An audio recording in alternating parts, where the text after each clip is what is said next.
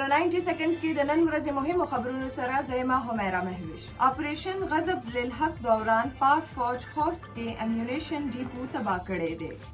ایران او امریکې ترمنځ تاوتریخوالي له وجې ملکي ایرلاین د بحران ښکار دی چې له وجې په مجموعي توګه 180 نه زیات پروازونه منسوخ کړي شوي دي چې پکې 18 د پیښور نه او 108 د ټول ملک څخه شامل دي.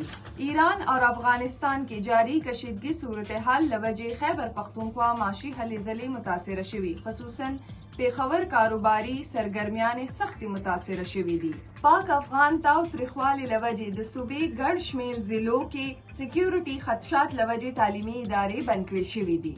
ایرانی پاسداران انقلاب وینا ده چې ایران له طرفه جوابي حملو کې اسرائیلي وزیر اعظم نیتنیاهو دفتر اور اسرائیلي فضائیه سربراہ هډ کوارټر په نښه کړی شوی دی. کرک کې د ینګ ډاکټرز اسوسییشن هړتال په اومه ورځ هم جاری دی. ډاکټر مهوش قتل کیس کې د ملزمانو گرفتاری باوجود د ینګ ډاکټرز اسوسییشن صدر ډاکټر وسیم خټک احتجاج نه ختمولو اعلان کړی.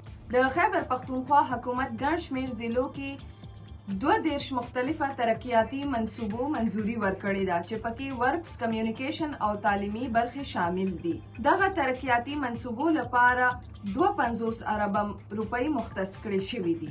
دا تر دې دمه مهم خبرونه. نور خبرونو او معلوماتو لپاره سنو پښتونخوا سره اوسئ.